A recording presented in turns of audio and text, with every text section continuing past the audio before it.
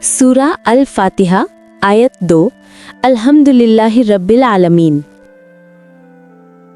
सब प्रशंसाएं अल्लाह के लिए जो सारे संसार का पालनहार है। यहाँ देखा जाए तो जो सारी प्रशंसा है, जो सारी तारीफ है, वो अल्लाह को दी जा रही है।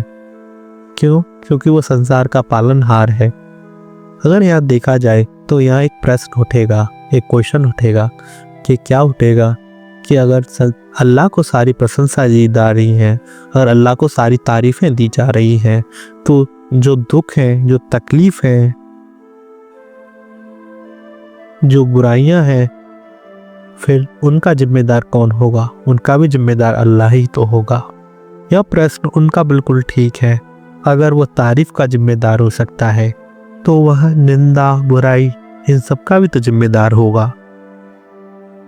या तो फिर इसका दो मतलब हो सकती है कि या तो संसार में कोई बुराई ही नहीं है, इसलिए अल्लाह उसका हकदार नहीं है बुराई का, सिर्फ संसार में अच्छा ही है, या फिर अल्लाह सिर्फ अच्छा ही लेना चाहता है और बुराइयों से बच रहा है।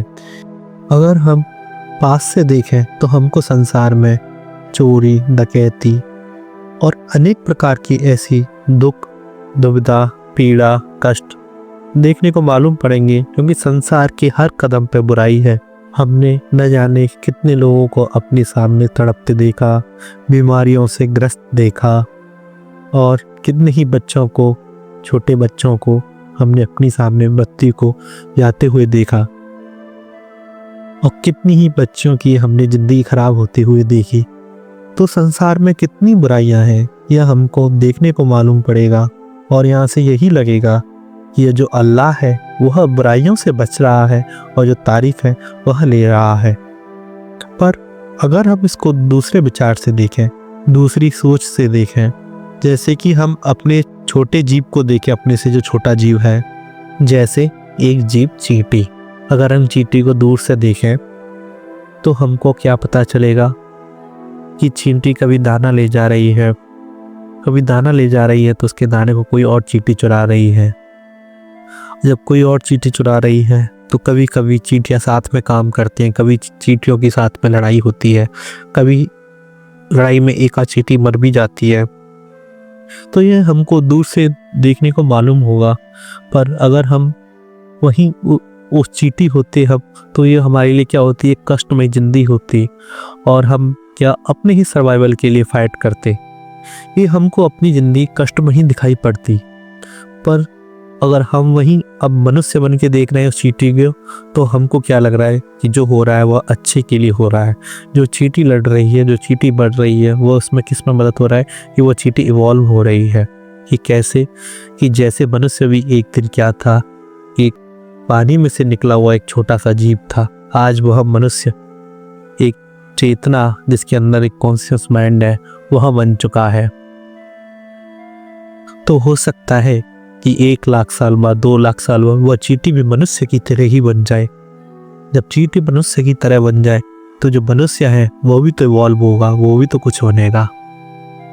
हमको अभी यह जो कष्ट है वह शायद दुख के लग रहे हो कि संसार दुखमय है, संसार में सिर्फ दुख के सिवा कुछ नहीं है, पर यह जो कष्ट है यह शायद हमें इवॉल्व होने में मदद कर रहे हो, क्योंकि कांटा निकालने के लिए कांटा ही देना पड़ता है। कहने का मतलब यही है कि आज तो हमें, जो हम संसार में देख रहे हैं, हमें दुख दर्द मालूम पड़ रहे हैं, पर हम खुद कोई चींटी की भांति देखें और अपने से इवॉल्व किसी प्राणी को देखें तो हमको लगेगा कि ये जो सारे कष्ट हैं हमारे बदलाव में मदद कर रहे हो। बेशक वह आज हमको दिखाई न पड़े, हो सकता है कि लाखों वर्षों बाद हमें वह दिखाई पड़े। तो अगर इस नज़रिए से देखा जाए तो संसार में कुछ गलत नहीं हो रहा, जो हो रहा है वह अच्छा ही हो रहा है। अगर अच्छा ना हो रहा होता तो हम यहाँ ना होते और सुनने वाले तुम वहाँ ना होते। और जब संसार में अच्छा हो रहा है सब कुछ, तो संसार में कुछ भी बुरा नहीं हो रहा, और जब बुरा नहीं हो रहा संसार में तो उसका हकदार फिर अल्लाह नहीं है। जब संसार में अच्छा हो रहा है तो उसका हकदार ही क्या है कि अल्लाह है। हो सकता है कि जो कुछ चीज़ें हैं वो आज हमें कष्ट में मालूम पड़ती हैं, पर आने वाले वर्षों में वह चीज़ें हमारे सामने ऐसे उभरती है, वह सारी चीज़ें नहीं होती तो हम यह सुखमय ज़िंदगी नहीं जीते।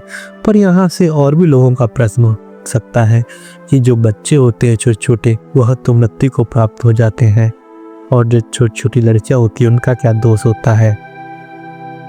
तो देखा जाए हमारे नज़रिए पे जो हम देख रहे हैं वह सब गलत है और दुखमयी है और एक पीड़ाजनक है, हमको तकलीफ देने वाला। पर अगर हम इस नज़रिए को देखें कि हम सब ही छोटे से जीव हैं, जैसे कि अक्सर हम देखें तो ब्रह्मांड में हमारा जो ग्रह है वह बहुत ही छोटा है, तो हम तो उस छोटे से ग्रह में छोटे से जीव हैं। तो जैसे कि हमने अभी चींटी का उदाहरण लिया है कि हम इस चींटी में मृत्यु होती है, चींटी में भी ये सब चीज़ें होती हैं, हर जीव में ही होते हैं, पर वह हमें कष्टकारी महसूस नहीं होते। वह हमें लगते हैं कि वह उनमें जो बदलाव हो रहा है वो उसमें वो मदद कर रही है। यह आयत जिंदगी की सबसे बड़ी सीख हमें बताती है कि कोई भी मनुष्य बेकार नहीं है, सब मनुष्य अपना काम कर रहे हैं। आजकल हम सोच लेते हैं कि एक अमीर मनुष्य है, एक गरीब मनुष्य है, एक हिंदू है, एक मुस्लिम है, पर देखा जाए तो सबका ही काम बराबर सा है, चाहे वह पंछी का हो या फिर हमारा हो। कहने का अर्थ यही है कि कोई भी संसार में बेकार नहीं है। जो मनुष्य खुद को बेकार समझ लेता है या हम उस मनुष्य को बेकार समझ लेते हैं, उसका भी योगदान है और हमारा भी योगदान है उस अच्छाई की तरफ जो अल्लाह हमें दे रहा है। इसलिए अपने आप को कभी बेकार मत समझना, अपने आप को हमेशा ऐसे ही समझना कि तुम्हारा बहुत बड़ा योगदान है इस मानव जाति को बदलने में, क्योंकि अगर तुम ना होते तो इस मानव जाति ये बदल ना पाती। अगर तुम न होते तो ये मानव जाति कभी यहाँ तक न पहुँचती। हर एक चीज़ का, हर एक जीव का, हर एक वस्तु का यहाँ तक मानव जाति को लाने में बहुत बड़ा योगदान है। अगर अल्लाह बुराई का पात्र होता तो मानव जाति कभी यहाँ तक ना आती। अल्लाह सिर्फ अच्छाई का पात्र है, इसलिए मानव जाति यहाँ तक आई है।